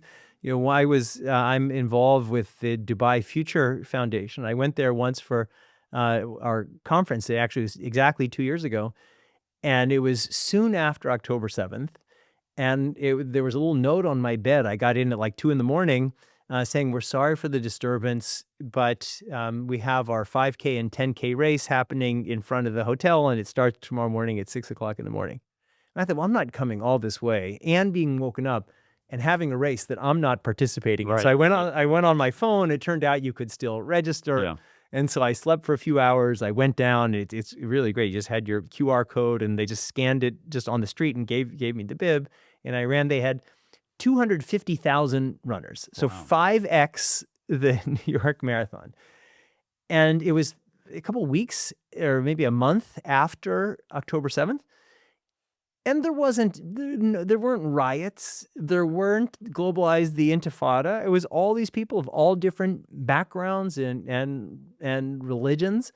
And I mean, there was a reason. I mean, there's a level of societal watching and control, no doubt. But it was like, this is a livable place. Like, are you better off being in Dubai or Abu Dhabi? Or are you better off being in Tehran or some other place where everything just feels like it's falling apart? So there's a vision for what things could be. And I do think President Trump deserves enormous credit, even though he's screwing a whole lot of things up here in the United States in all sorts of ways. And I'm very vocal about that. I'm actually really impressed. And not only that, I'm impressed that I'm humbled that there were things that I didn't see. Even in some, I mean, I've that with Netanyahu, who I'm a critic of, I was very, very much against the things that he was doing with the Supreme Court in Israel. I thought and still think it was a terrible, terrible strategic mistake by Netanyahu in Israel to announce the cutoff of aid in March of this year, because what they should have said, the strategic was more important than anything tactical. They should have said, Hamas, which is the true, is stealing the aid. We're essentially paying the salaries of Hamas. And we're going to collapse the food market by just having so much food that food is costless. But while we're doing that, we are going to expand militarily and go after these guys. So mistakes were made, but I mean, you look at what's happened over the last 2 years, it's really impressive. You know, Israel has massively degraded the Iranian nuclear stockpile. They've significantly degraded, not yet fully defeated, but Hezbollah, defanged Hezbollah. They have essentially overthrown the hideous, barbarous Assad regime in Syria, and they've massively degraded Hamas. Terrible, terrible things have happened in this war, and truly, my heart goes out. You know, every mother who loses a child, whether they're in Israel, whether in Gaza, whether in the West Bank, it's an equal tragedy. No life has more value than another. But you know, I have to be pretty impressed with what Netanyahu, criticisms notwithstanding, what he's done over these last couple of years, and now there's an opportunity, and I hope that it can be capitalized on. Well, I appreciate you saying that, and I think it's actually the reason that I sit in the middle as an independent is that I like the freedom of being able to both praise and criticize each side and try to. I do believe. I think you're kind of a little bit more centrist as very much well. so, yeah. Like I do believe that the best decisions tend to come from looking at things in both sides. That's we were talking about Black Mirror and other things earlier. Sure. Like if you don't have these dark visions of what they could become, then that's a different example because it's not like the Democrats are dark and Republicans are light. I don't mean it like that. But I mean, I will say that Jared Kushner also deserves a lot of credit. Sure. And I also want to double click on something you said because I really want everybody to hear this.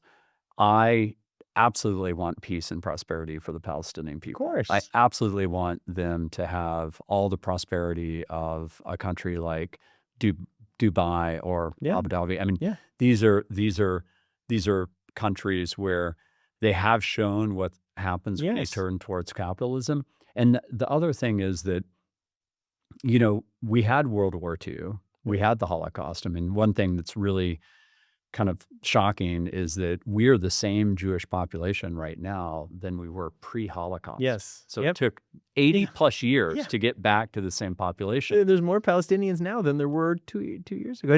But having said that, things still suck. But for the Palestinians, obviously, right now. But look at Israel and Jewish relationships with Germany. I mean, you couldn't have gotten worse. The Jewish relationship with Germany in 1945 was much worse than the Palestinian relationship with Israel now. Right. What the Nazis had done to the Jews was many, many, many, many, many, many, many, many orders of magnitudes Right. worse than what has happened to the Palestinians in the Right. context of this war. Anybody who is saying otherwise is a total ignoramus and a bigot. Right.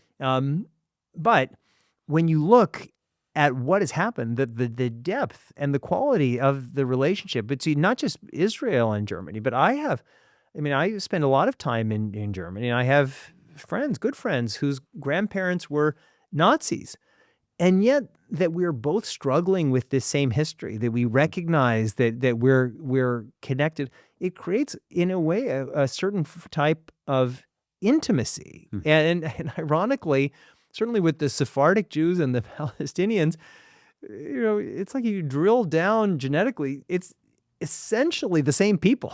Right. I mean, well, again, humanity is 9.9% the same. Exactly. Yeah. Exactly. But it was actually the point I was going to make is that during, after World War II, Germany and Japan turned towards the light, and they decided to embrace global capitalism and global collaboration, and get rid of the kamikaze kind of bent and the Nazi bent.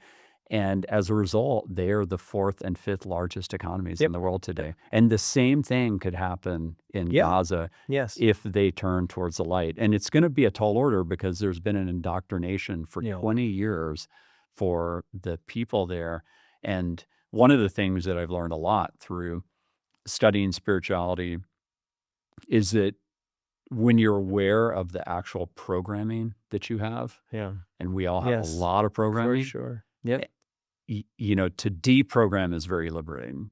And there's a lot of deprogramming that needs to happen in our region because the base state for humanity cannot be that we want to kill and torture and murder each other. I agree. And looking at Japan and Germany, there was a superstructure. I mean, that was why the defeat of Imperial Japan, the defeat of the Nazis was so important. Because with that gone, you could say, well, how are we going to do things differently? And certainly in both Germany and Japan, you had the United States occupation. They had basically total control. We sent our law scholars and whatever, we helped write constitutions. We guaranteed their security so that they didn't have to invest in militarization like had happened after World War I.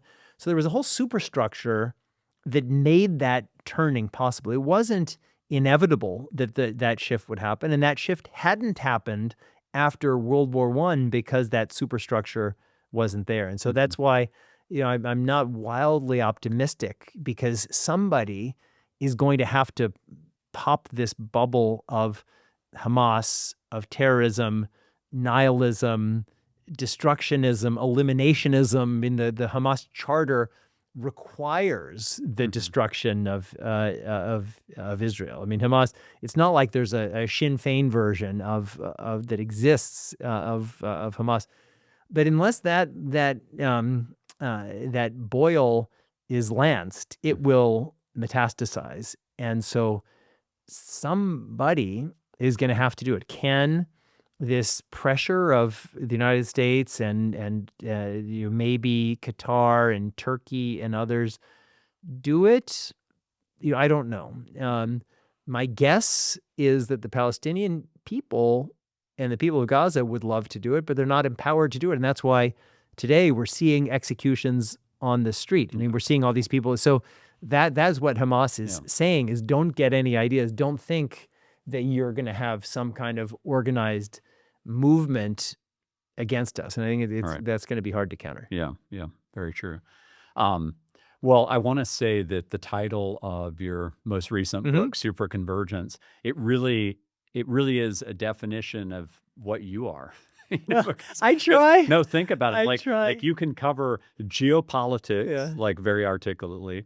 You can cover, all types of health tech very articulately. You can cover, basically history of all of biology, how we got to this point very articulately. And so it's a beautiful skill, and I really encourage people to read your book.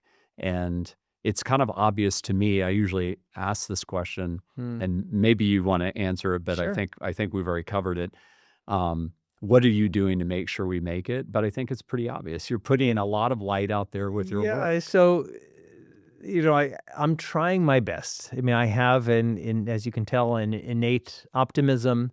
I have a belief in humanity. I have a belief that the way that we're going to succeed in all of these areas is by recognizing who we are and what we stand for, and weaving those values into everything that we do.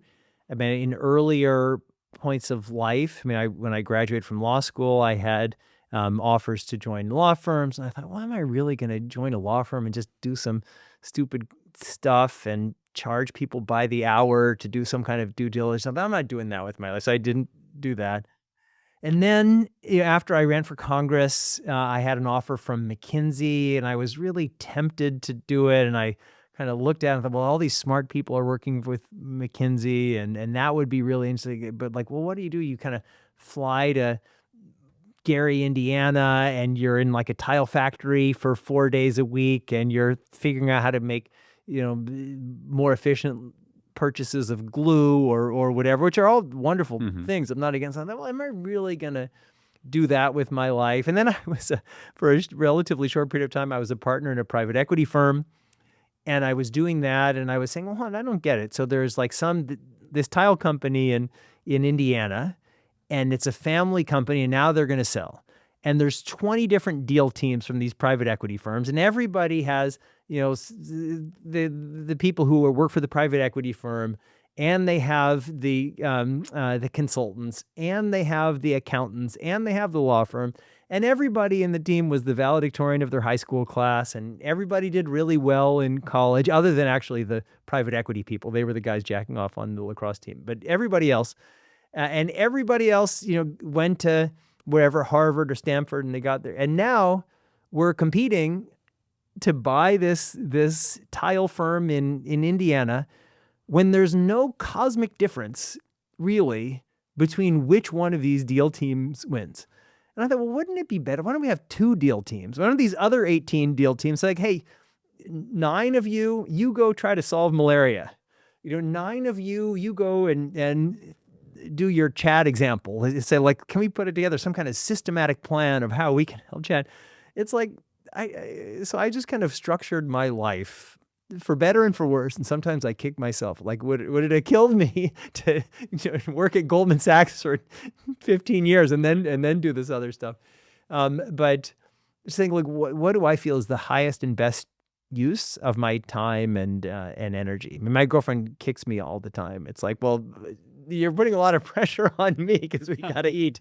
So it's been that I just feel like it's a luxury that I have, that I really spend my entire life doing the things that I most believe in. And I know that you're doing that. And it's why it's such a pleasure to be with you, because it's like we have this, like, I don't think we're going to live forever. We have this limited time, and who even knows? I mean, it's funny. I've been going through a lot of photographs recently, just because of stuff with my parents, and we years ago moved out of my boyhood home, and I had all these boxes. And you kind of go through this thing, and you see these people like it was like some birthday party. And it's like, oh my God, there was so-and-so. And 2 years after this picture was taken, so-and-so unexpectedly died, or some horrible thing happened, but they didn't know when the picture was being taken that was their future. We only see it going back. And so we're all so-and-so. Like, we all have this period of time. And so I'm not saying everybody should quit their jobs and go become a monk or whatever, but we just have this one little time. And so it's me and frankly everybody, if you kind of look at your life and look at your day and you look at your minute and ask yourself, what I try to do with me, like, is this a pretty good use of that time? And as long as all of us can keep saying yes, then that's a hopefully a good life. I'm working on my divine calling. This is, I mean, good. I think it's great. It's the next 10 years for putting it all out there to do everything I can to make sure humanity makes it. And there's a lot of people that are doing that. I mean, Reid Hoffman actually is one of them. Yeah. He very much is bringing the light. Dima Sisyphus is one. Mustafa Suleiman is one. Yeah. Oh, you're mentioning some of my favorite people, but Reid I mean, I think Reed is incredible about finding that kind of balance. Actually, we were together at a conference in the Vatican, and I was really impressed. But Demis is just so incredible. I mean, Demis Hassabis is such a brilliant guy, but in spite of all of these incredible success, he's kind of lives this same life. He's so thoughtful. So he really is someone I have a tremendous amount of respect for. So does Warren Buffett. Still living in the same house, drinking his Diet Cokes, and that's the thing is there's a lot of ways to live life, and nobody can say you should do it this way and not. And as I mentioned with Isaiah Berlin, telling somebody how they should live their life, of course, is down a dangerous path. But I think when you kind of see these people and they kind of have a vision of what they believe is their greatest contribution and doing it, like that's pretty good. Yeah. Well, it's a real honor to know you, and I appreciate the light you're putting out in the world. And I really encourage people to read your books. It's rare that I'm with someone who's written as many nonfiction as fiction books. So I know we're moving towards the close, but as you know, I've written 3 nonfiction and 3 fiction. And then so Super Convergence, the paperback is just coming out now. And then, but I finished submitted it. Actually, it wasn't that long ago. It was in June of this year, which is why it's pretty up to date. Mm-hmm. But then I became really obsessed because this issue of what are humans the kinds of things that humans are going to be doing. And I really thought a lot about the future of creativity. And I'm not one who thinks machines will never be creative. Machines will be wonderfully creative, but I don't think they'll never be creative in exactly the ways that we are. And so then I just became obsessed with this new novel, and so I worked on it day and night, called Virtuosa, about the intersection of AI, robotics, and classical music. So now, as we speak, that's fun. It's out with my agent has sent it out to publishers, and so fingers crossed. Hopefully, this is number 7. This would be book number 7, novel number 4. I'm sorry. And then I thought, oh shit, I'm getting out of whack because I was 3 and 3, and then this summer I gave a talk at really, it's heaven on earth, a place called the Chautauqua Institution, which is in upstate New York. It's like a utopia. It's like a city, a big city on a lake that comes to life for 11 weeks a year with all kinds of art and music and lecture and philosophy and everything. And so I gave a big talk there on AI and the future of spirituality, and then people just loved it. And people, is that online? It's not online, but then people were so excited, and they said, you have to, can I get your notes? Can I get your thing? And I said, actually, no, I'm going to write a book on this. And so, but I decided that I was going to write a book with GPT-5 as my listed co-author, like on the front of the book by me and GPT-5, with the division of labor, where I framed the book because it was based on this talk, and everything that was about the arguments, framing, my personal history, little jokes, all that is me. And then when there was a section, like a few paragraphs summarizing a vast field of knowledge, like I made a point, AI has the potential to see us kind of like we see ant colonies. So I needed a few paragraphs on the functioning of an ant colony and the relationship between individuals and collectives. So I trained GPT-5 on my writing style, and then I gave it the header sentence that I wrote, and then I said, you can do 3 paragraphs in my style on the functioning of an ant colony. And it did it, and I'd say, oh, it's not quite right, make this change, and then make this change. So 3 or 4 or 5 back and forth. And then I would edit those 3 paragraphs, and I would plop them into the text and then move on to the next point. And so that became this new book that's actually going to be coming out in April of next year. Oh my gosh. And it's called The AI 10 Commandments. No, really. Wow. And so I'm very excited about that. Yeah. So one thing I can count on with you is you're always going to strive for equilibrium. Yeah, exactly. Like you came up with the 7th, now exactly. 8th is exactly. nonfiction. Yeah, and every time I finish a book, I always think, God, what a pain in the ass to write a book. It's so hard. It is so hard. And it seems so easy in the beginning. It's like, oh, this idea is so clear. And then you realize, oh yeah, that's what I thought last time. And then I realized how hard it was. And so, but it's a labor of love. Yeah, it is a labor of love. Well, I'm looking forward to getting mine done. I'm having a blast with it. Oh, it's so good. It's about halfway written at this point. and it's coming out probably in April or May of next year. So Great. Oh, we can yeah. do a book tour together. Yeah, Yeah. that'd be Yeah. super fun. Well, Yeah. I really, really just want to say I'm honored to know you. And vice versa. You have an incredible intellect, and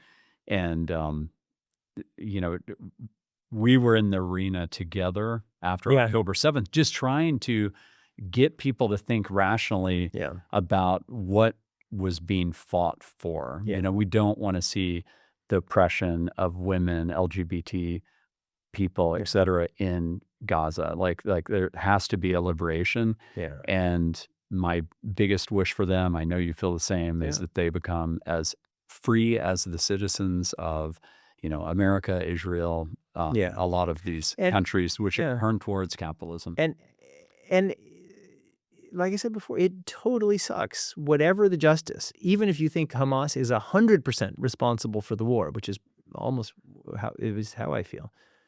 If you're getting bombed, even if there's a tunnel in your basement and you can't go there, even if it's Hamas's responsibility, it still effing sucks to get bombed. And so I feel terribly for these people. And even if there are some people who say, well, the Hamas had whatever 70% support, I don't care. Like it's horrible. Every person has an innate right to life.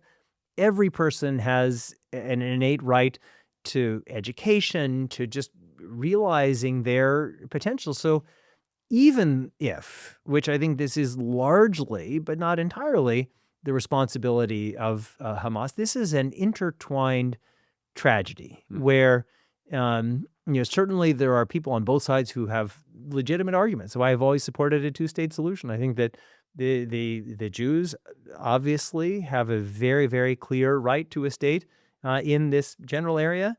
And the Palestinians also have a right to a state in this area. And it's unfortunate that, 4 or 5 different peace plans have been rejected. It's unfortunate that when Israel left Gaza in 2005, rather than seizing upon that opportunity to lay the foundation for a state, all of this terrible stuff was done. But that none of that negates the fact that there are 2 people there, 2 people who have very, very legitimate claims, who ultimately all want to live in a better world, however they define it. So I certainly hope that with love and empathy and light, people on both sides can figure out a way. It won't be perfect to come together, but we have that. I mean, we've been talking about closer. Europe.